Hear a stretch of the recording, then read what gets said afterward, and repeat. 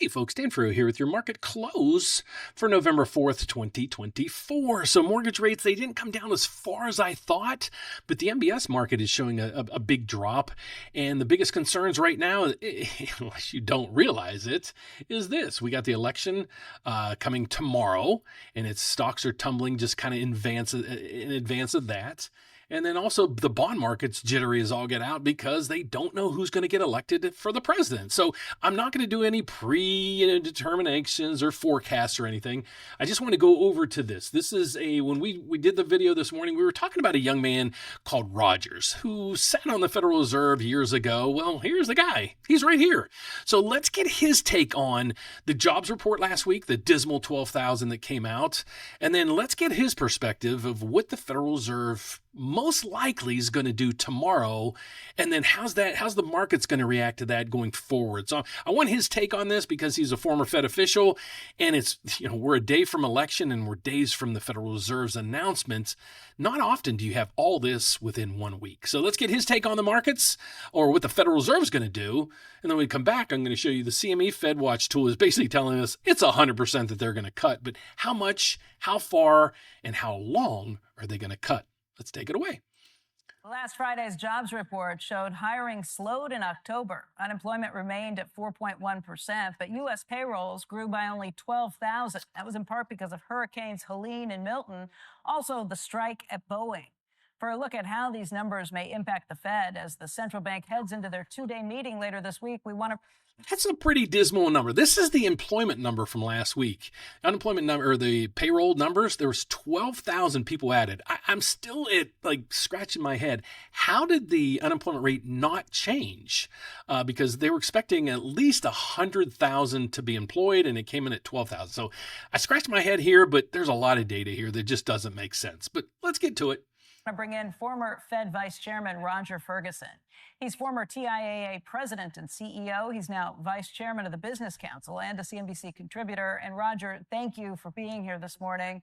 The Wall Street Journal had an article over the weekend that suggested that the Fed was going to look through those weaker than anticipated jobs numbers that we got on Friday. Do you think that's the case?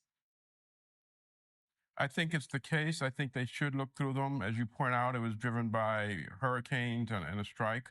And the underlying economy is certainly stronger than that kind of labor market would suggest. So I think they'll look through them, and I think they'll do what the market expects, which is a 25 basis point cut. If they're looking through it and the market's weaker than anticipated, what market's maybe not as weak as those numbers anticipated, why not hold off? Why not wait and see? Well, a couple of reasons. One is, this is a week where I think the Fed just wants to be in and out and doesn't want to surprise anyone. So there's let's do what's expected. Secondly, at the last meeting, they suggested that they still had some way to go to get towards neutral. I think they do. And so I think the best judgment this time and when they will follow is to do what the market expects. It may be when they get to the next meeting, depending on how the data play in over the next period of time, that meeting may be a little bit more interesting one, where other ideas might be on the table. But this one, it seems like both the data and prudence suggest doing as the market expects.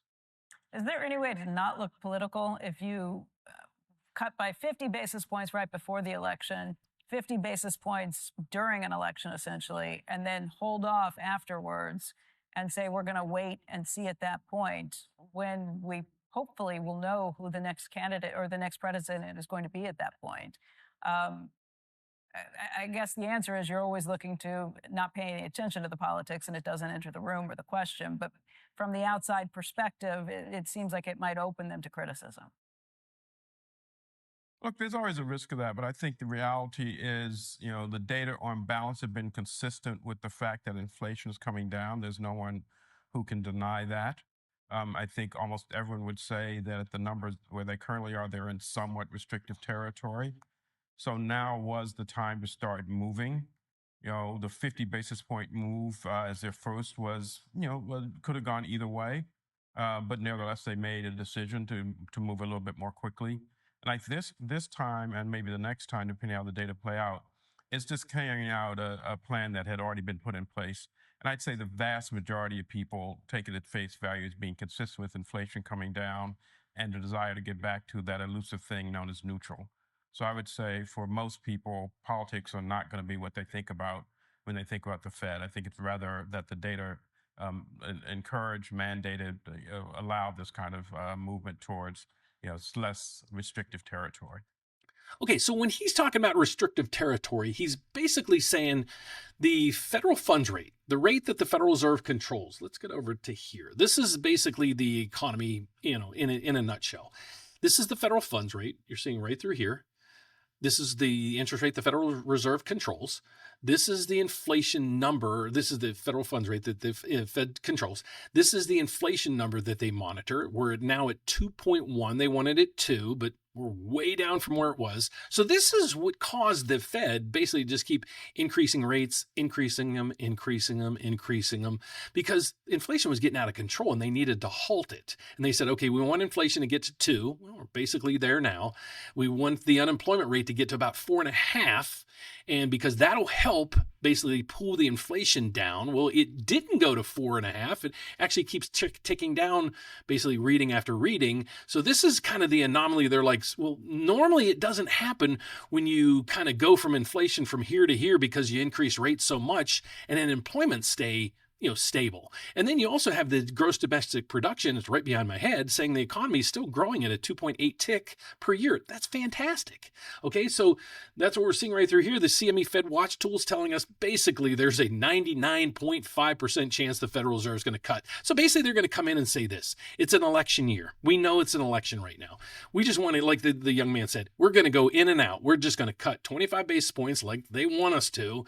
And then we're just going to take the readings from here because the last readings we saw were so murky that we really don't know, how that's going along and so forth. So just do your 0.25% cut, let the election go, let the dust settle, and then pick up everything after the election, because the election piece right now is the biggest uncertain question, kind of the question mark over all the markets that we're seeing right now. So, don't, if you're looking to lock or something, just hang tight.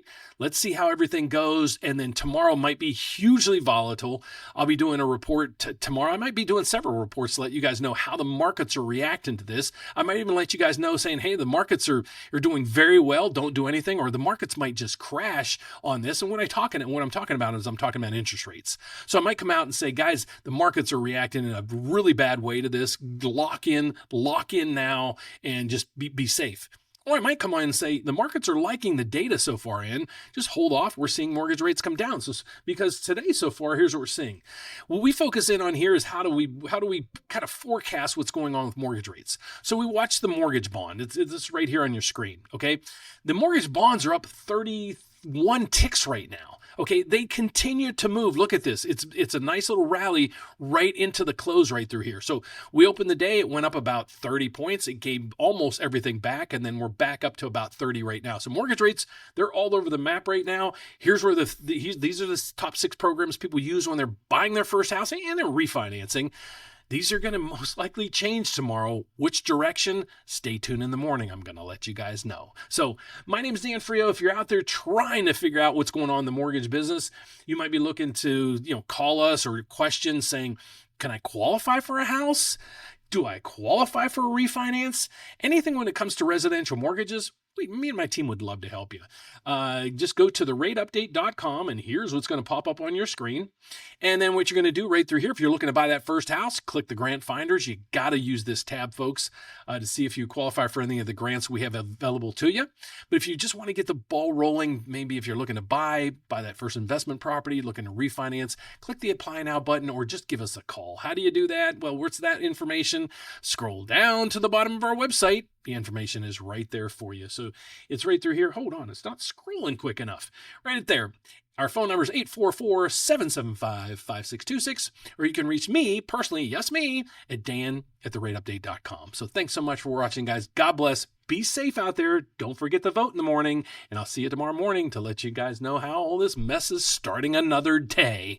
So take care. See you tomorrow. If you got any questions, leave them down below. We do usually have Stock Talk on Tuesdays. I'm canceling that this week.